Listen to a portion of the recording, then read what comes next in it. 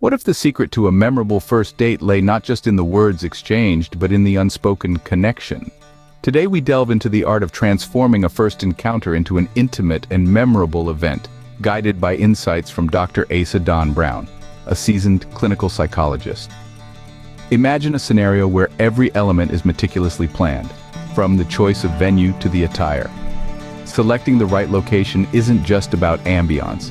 It's about creating a space where both individuals feel at ease, allowing natural interactions to flourish. Dr. Brown suggests that comfort and security are paramount, as these elements foster an environment where individuals can truly connect. Dressing well is not merely a matter of aesthetics, but of self-expression. It communicates respect for the occasion and for one's date, setting a tone that says, "This moment matters to me."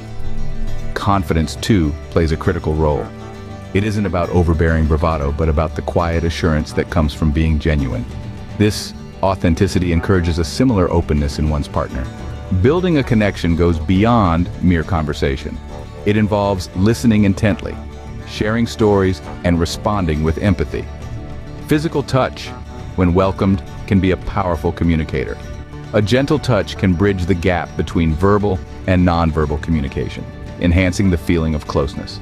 However, it is crucial to navigate this with sensitivity and consent, ensuring both parties feel comfortable and respected. The importance of communication extends into the realm of consent and boundaries.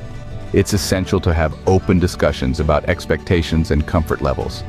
Dr. Brown stresses that mutual respect and understanding form the cornerstone of any meaningful interaction, especially on a first date. Using protection, if the date takes a physical turn, is not just a precaution but a responsibility. In summary, the best first date, especially one that might lead to a more intimate connection, hinges on several key factors.